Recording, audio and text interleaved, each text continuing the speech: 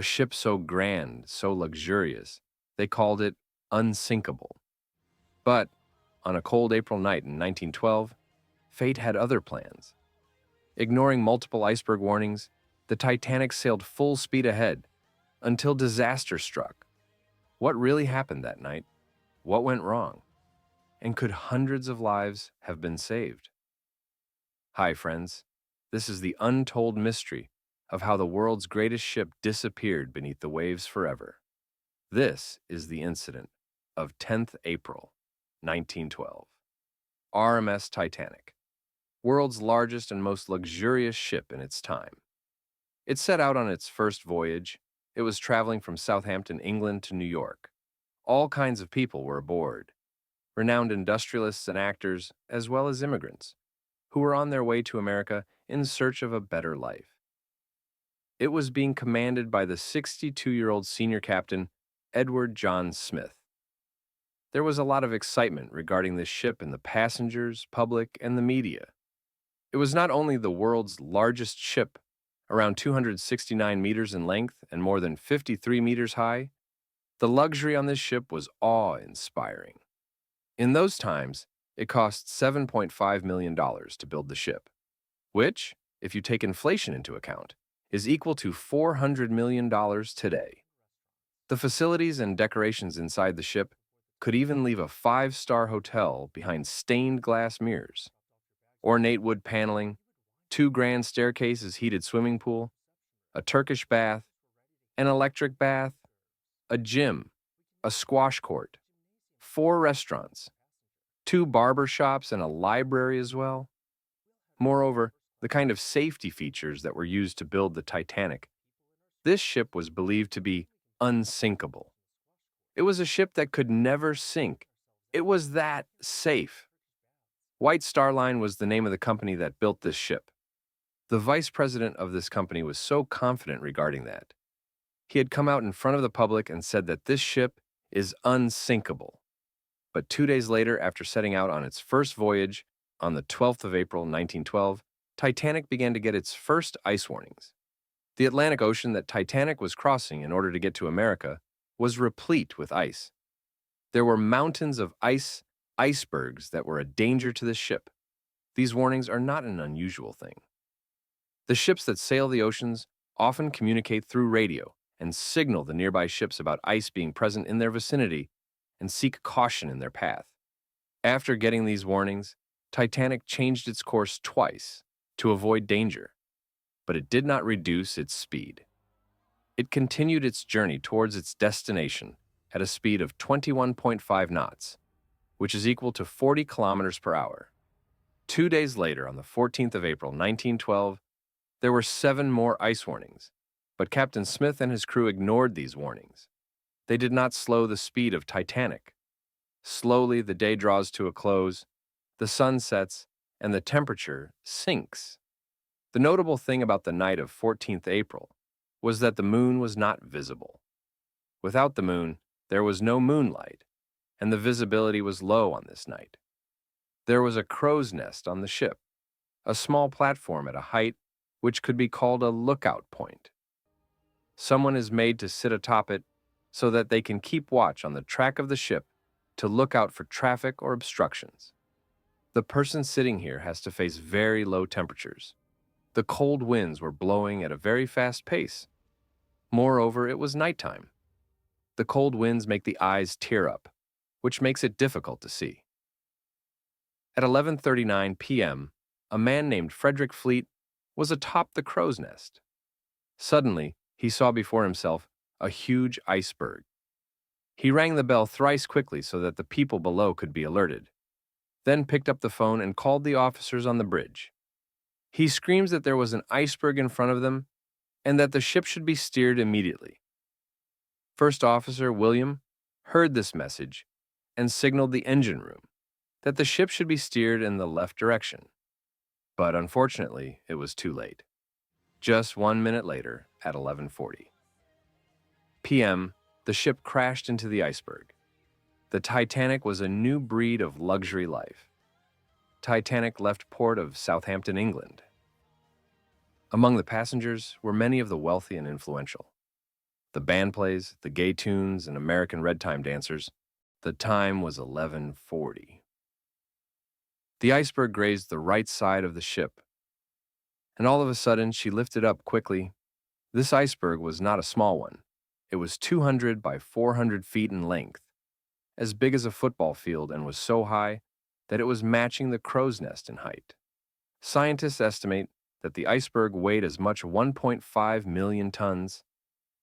Titanic's front right side collided with the iceberg, specifically near the bow. Now, what is the bow? You can see in this picture that the part right at the front is the bow. The part above the bow is called the stern, and the protruded part below is called the keel. For around 10 seconds, the ship grazed against the iceberg, and a huge dent was formed.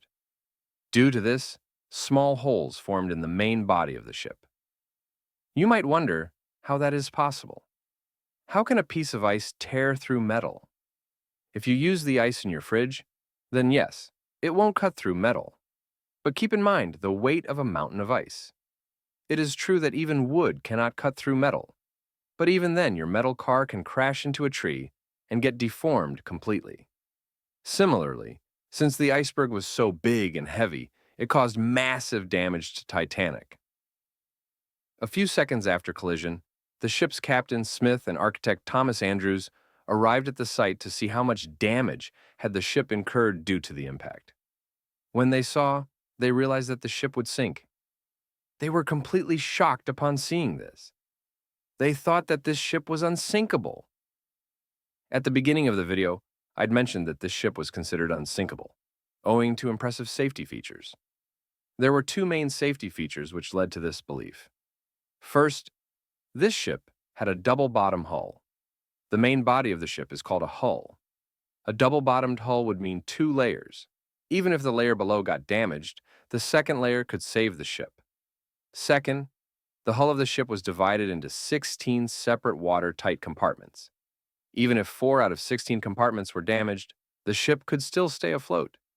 16 compartments were filled with water, the ship would still sail. It would make no difference to the ship. But the impact created by the iceberg was on the side of the ship. The double-bottom hull proved to be of no use. The sides only had one single layer. Second, the impact was so large that 6 out of 16 watertight compartments were breached. Water was filling in all of them. The limit was 4. The inundation of 6 compartments meant that the ship couldn't be saved from sinking. The unsinkable ship would sink. 20 minutes after collision at 12 a.m., Captain Smith ordered his crew to send a distress call over radio. The nearby ships would maybe detect it and come to save them. Senior Radio Jack Phillips turns out to be the hero of our story. One after the another, he began sending distress signals. There was no response. He sent another and another. There must be some ship out there that would pick up their distress call. 20 minutes later, at 12:20 a.m., there was a ship called RMS Carpathia that was present near the Titanic. It detected the signal. He spoke to the operator of Titanic over radio and directed his ship to move towards Titanic and go save them. The problem was that despite its closeness, this ship was 107 kilometers away. Even if it moved towards the Titanic at its top speed, it would take 3.5 hours to reach the Titanic. Would the Titanic ship stay put for 3.5 hours? The rest of the crew members lit up flares and rockets in the sky in the hope that a ship nearby would notice them. But unfortunately, apart from the ship Carpathia, there was no response from any other ship. Meanwhile, Captain Smith ordered the evacuation of passengers using the lifeboats on the ship. As per protocol, women and children would be given preference to board the lifeboats. As for the passengers on the ship, they were not that scared. Most of the passengers believed that Titanic was an unsinkable ship. There is no need for worry. After all, the company that put out ads claimed this again and again. So yes, they might have hit an iceberg, but the ship wouldn't sink. For this reason, the first lifeboat that went down had a capacity of 65 people, but only 28 went. Half the lifeboat remained empty as it was lowered. With the passage of time, compartments began to be filled with water, one after the other. The ship began to tilt. Gradually, the passengers realized that the ship could indeed sink. When this realization dawned, there was chaos, and people began to run around in panic. By 1 in the night, so much water had filled the compartments in the front that the bow of the ship had gone underwater. Due to this, the rear part of Titanic surfaced out of the water, the propellers at the back surfaced out of the water. When the ship tilted to this degree, pandemonium reigned. People began to fight with one another for a seat in the lifeboat. The problem was there was a scarcity of lifeboats on the ship. There were only 20 lifeboats, which could accommodate only 1,200 people, approximately. But there were around 2,200 aboard the ship. At 2:05 a.m., the last lifeboat was lowered from the Titanic. But 1,500 people were still on board.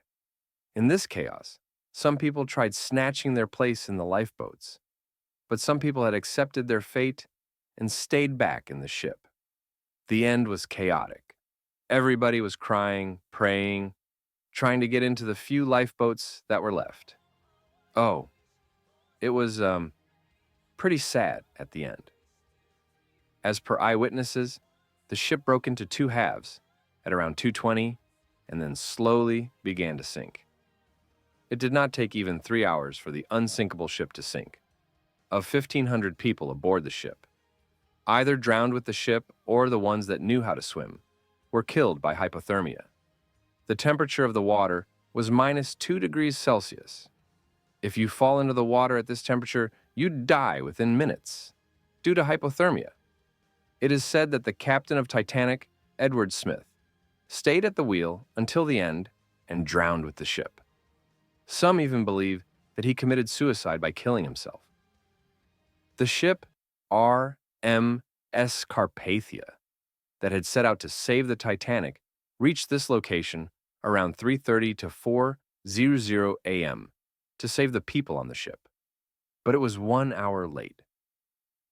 After the disaster of the Titanic, questions were raised, many controversies took birth, investigations were conducted, and some unknown facts surfaced that shocked everyone.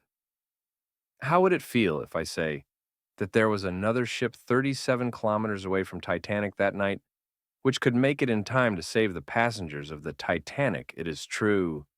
The ship was SS Californian. 1 hour before the Titanic hit the iceberg, the last iceberg warning was issued by SS Californian. They had warned, "Watch out. There are a lot of icebergs in the ocean here." After that, at 11:15, the radio operator on the Californian ship had switched off the radio. The Californian ship had stopped for the night and was not moving ahead, keeping the danger in mind. Since the ship had stopped for the night and the radio was off, it did not receive the distress signal. The ship was so close to the Titanic that the passengers on the deck of the Titanic could see the ship on the horizon.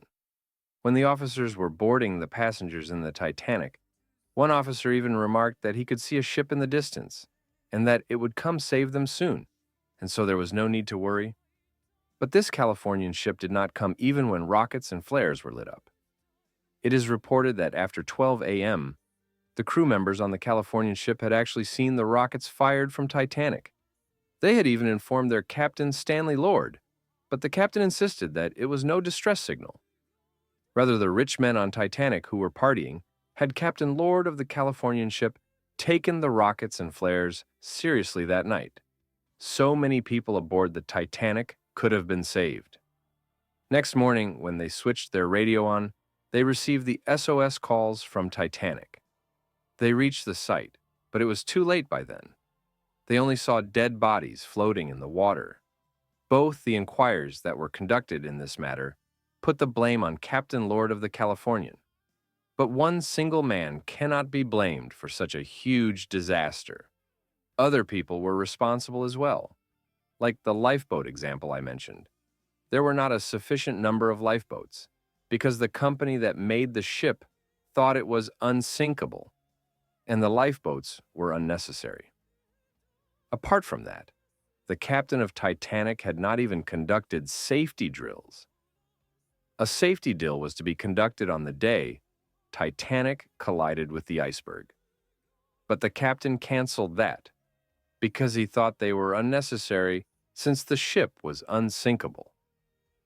The next mistake was that of steersman Robert Hickens, who was at the steering wheel. That night, when an iceberg alarm was sounded, the officer on the deck instructed that the ship should be turned left, but in panic, Robert Hichens misunderstood the message and steered the ship towards the right. This was the opposite direction, towards the iceberg. By the time he realized his mistake, it was too late.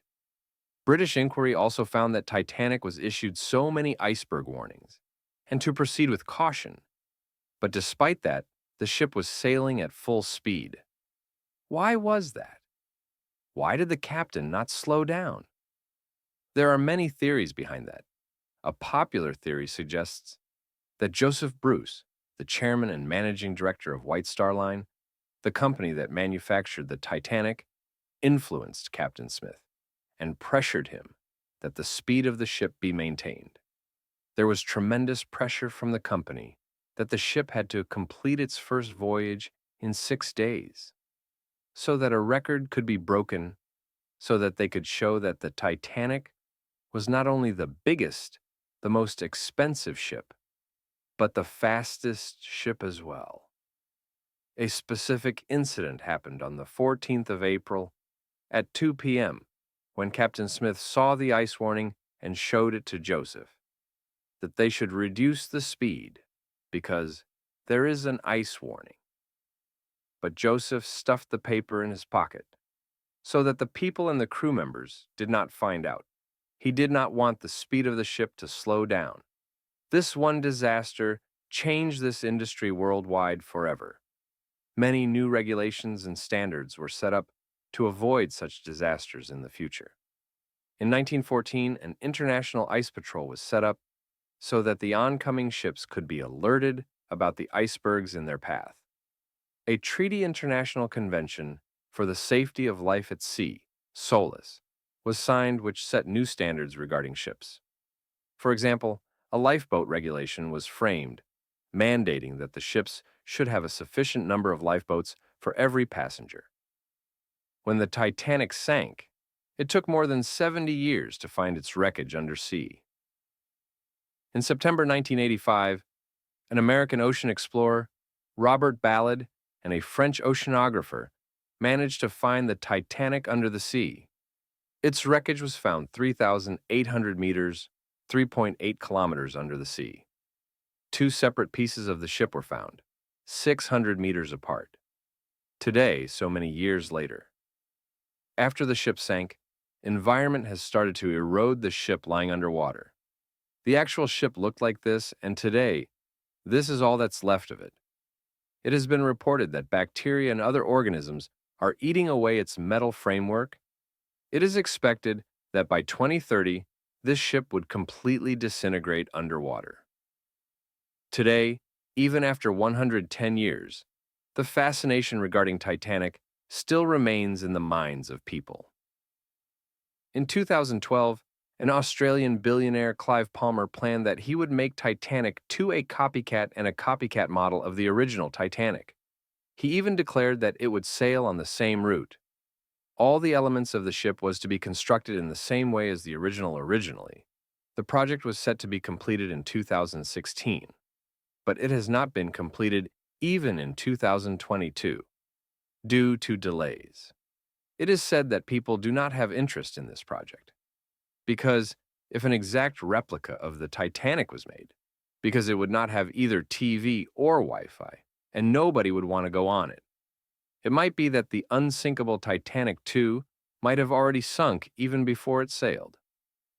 The story of Titanic is a chilling reminder of human ambition and nature's unpredictability. If you found this video interesting, don't forget to like, share, and subscribe to our channel for more incredible stories. See you in the next one.